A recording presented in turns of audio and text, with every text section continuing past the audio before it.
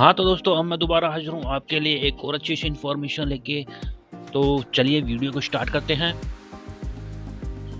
तो हाँ जी दोस्तों, अब हम बात कर लेते हैं ये जो अपना आईपीओ कल से स्टार्ट हो रहा है, उसका नाम है इंडोफार्म इक्विपमेंट लिमिटेड। जो जो कि मेनली जो है ट्रैक्टर कंपनी है, एक ट्रैक्टर बनाती है इंडोफार्म के नाम से और क्रेन्स भी बनाती है। तो वो कंपनी अपना आईपीओ लेके आ रही है, ठीक है? तो चलिए बात कर लेते हैं इसकी आईपीओ की। तो इसका इश्यू प्राइस है 260 करोड़ का, और जिसमें से ये 184.90 करोड़ का जो है फ्रेश इशू लेके आ रहे हैं, और ऑफर फॉर सेल का जो है 75.25 करोड़ का जो है ये ओएफएस, ऑफर फॉर सेल, मतलब अपने जो शेयर इक्विटी सेल कर रहे हैं, जो ओनर है इसके, वो 75.25 करोड़ की अपनी इक्विटी सेल कर रही है मार्केट में, ठीक है जी।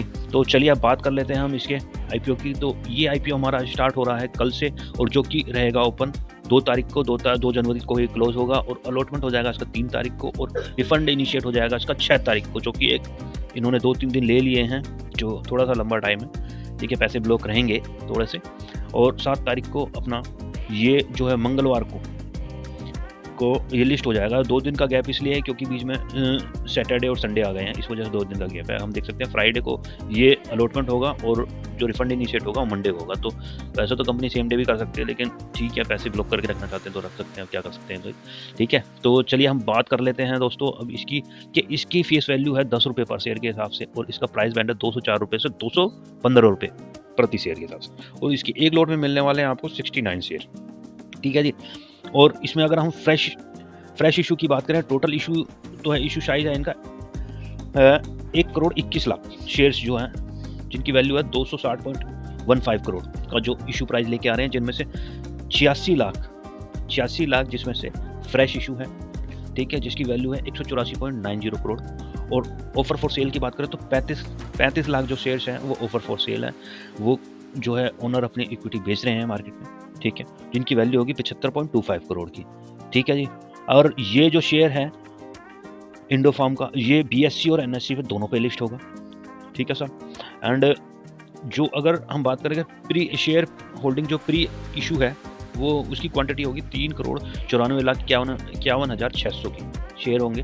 और पोस्ट इशू की बात करें शेयर होल्डिंग पोस्ट इशू की बात करें तो 4,80,51,600 शेयर होंगे।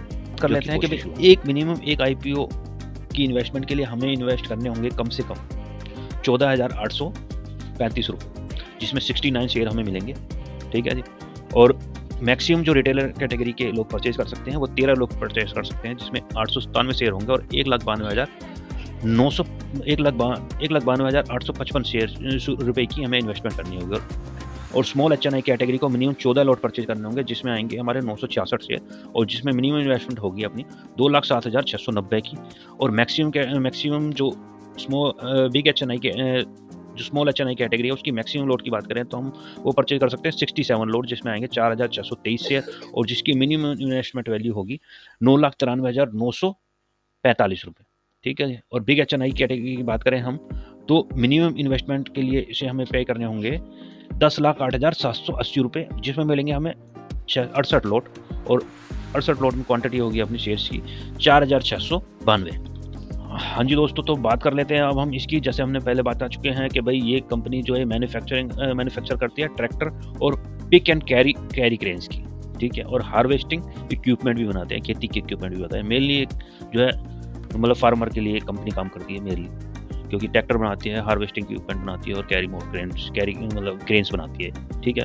और इनकी जो 2 ब्रांड्स हैं, एक इंडोफार्म है और एक इंडो पावर के नाम से इसके 2 ब्रांड हैं, और ये कंपनी एक्सपोर्ट भी करती है। ये नेपाल में, Syria, Sudan, Bangladesh, Myanmar ETC जो है बाहर कंपनी एक्सपोर्ट भी करती है, तो अच्छी बात है, एक्सपोर्ट तो होना ही चाहिए कंपनी के अंदर। अब हम दूसरी बात करें तो ये कंपनी मैन्युफैक्चर करती है 16 हॉर्स पावर और 110 हॉर्स पावर के ट्रैक्टर जो है मैन्युफैक्चर करती है। और जो हमारी जो क्रेन बनाती है वो 9 से 30 टन की जो तक की जो क्रेन बनाती है। और हम इसकी अगर फैसिलिटी प्लांट की बात करें तो इनका प्लांट है बद्दी में, हिमाचल प्रदेश में, ठीक है जी। और जो उसका साइज़ है 1,27,840 स्क्वायर मीटर का इनका जो प्लांट है, जिसमें एक फाउंड्री और मशीन शॉप है, असेंबली यूनिट है जिसके अंदर, ठीक है। और company has a 12,000 tractor and 1,280 pick and carry crane production capacity annual, तो 12,000 जो है ट्रैक्टर बना की कैपेसिटी है और 1280 क्रेन बनाने की प्रोडक्शन की कैपेसिटी है एनुअली, इतना बना सकते हैं, जो कि काफ़ी अच्छी बात है। They have acquire additional industrial land near the current facility to build a new pick and carry crane manufacturing unit, ठीक है, aiming to increase capacity by 3600 unit per year. तो इन्होंने कुछ और एडिशनल जो है इंडस्ट्रियल लैंड भी purchase करी, जो कि काफ़ी अच्छी बात है कि भाई ये कंपनी को एक्सपैंड करना चाह रहे हैं। और एज ऑफ जून 2024 तक, 30 जून 2024 तक company has 938 employ on roll, 938 employ जो हैं इनके पास ऑन रोल है। हाँ, तो दोस्तों अब हम बात कर लेते हैं कि फाइनेंशियल पोजीशन की कंपनी की। जो कंपनी की फाइनेंशियल पोजीशन है, revenue increase by 1% and profit after tax rose by 1% between the year ending 2024 से 31 मार्च 2024 एंड 31 मार्च 2023, ठीक है जी।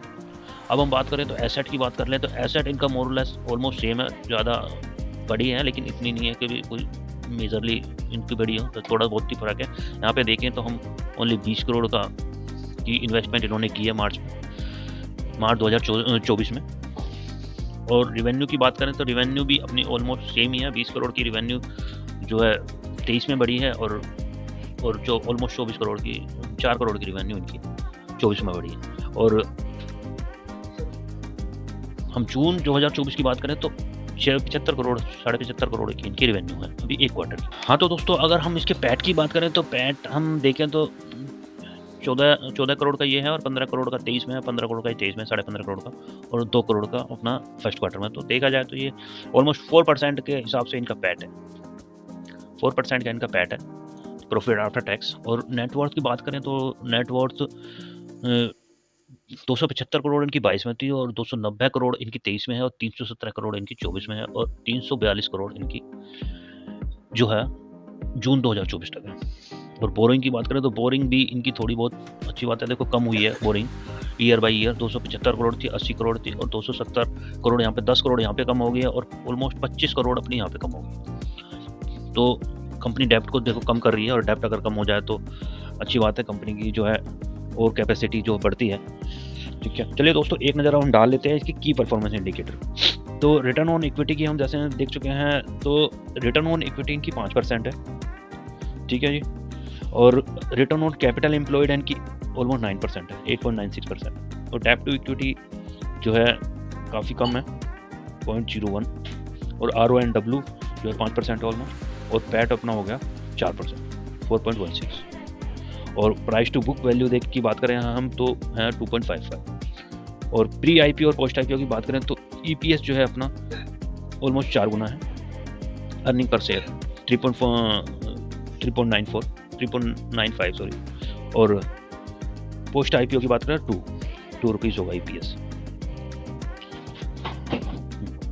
तो अब हम यहाँ पे बात करें इसकी प्राइस टू अर्निंग की बात करें तो 54 टाइम्स जो है इसकी प्राइस टू अर्निंग है प्री IPO और 105 टाइम्स है वो पोस्ट IPO होगा।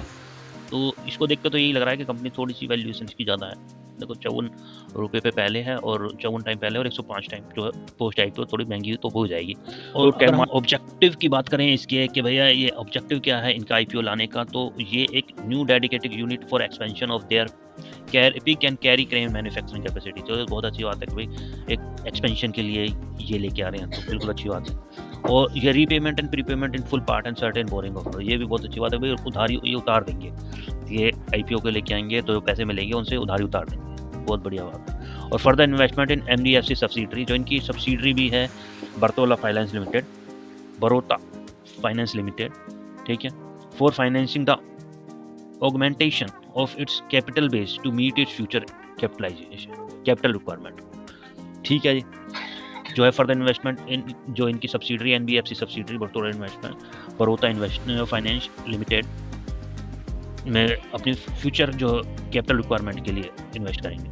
और जनरल पर्पस, अपना जनरल पर्पस तो ही है, जनरल पर्पस तो जनरल पर्पस ही है। तो हाँ जी दोस्तों, अब बात कर लेते हैं हम कि इनके पीयर कंपैरिजन में आते हैं एस्कॉर्ट कुबेटा लिमिटेड, ठीक है, और एक्शन कंस्ट्रक्शन इक्विपमेंट। तो अगर हम यहाँ पे प्राइस टू अर्निंग की बात करें तो ये थोड़ी सी महंगी है, लेकिन ये ऑलमोस्ट इस्टेब्लिश कंपनी है, काफ़ी बड़ी कंपनीज हैं एस्कॉर्ट कुबेटा और एक्शन कंस्ट्रक्शन इक्विपमेंट, तो ठीक है। लेकिन ये एस्कॉर्ट कुबेटा लिमिटेड काफ़ी बड़ी कंपनी है, तो इसका 36 का भी PE है और इसका इनका 105 का पीई होगा, तो ये वैल्यूएशन में तो थोड़ी सी महंगी है अगर देखा जाए तो हाँ, तो दोस्तों अभी बात कर लेते हैं लास्ट में इसके जीएमपी के। तो जीएमपी इसका जो है अभी आईपीओ ओपन हुआ नहीं है, तो कल से आईपीओ ओपन होगा, तो 37% पे इसका जीएमपी चल रहा है, जो कि है 80 रुपये। अब देखते हैं कि कल कैसे मार्केट ओपन होती है और उस हिसाब से इसके जीएमपी पे क्या इफेक्ट पड़ता है, तो उस हिसाब से हम देखेंगे कि भाई कि इसका जीएमपी ऊपर जाता है नीचे जाता है।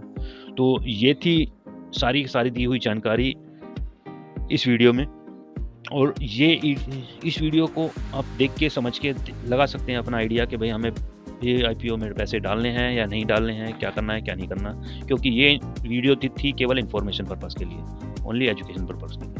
ठीक है जी, तो आप देखिए कि क्या करना है क्या नहीं करना। तो हम मिलते हैं आपको ऐसे ही किसी अगले वीडियो में, तब तक के लिए बाय बाय। वीडियो अच्छी लगी है तो आपको लाइक कर दो, सब्सक्राइब कर दो। चलिए मिलते हैं अगले वीडियो।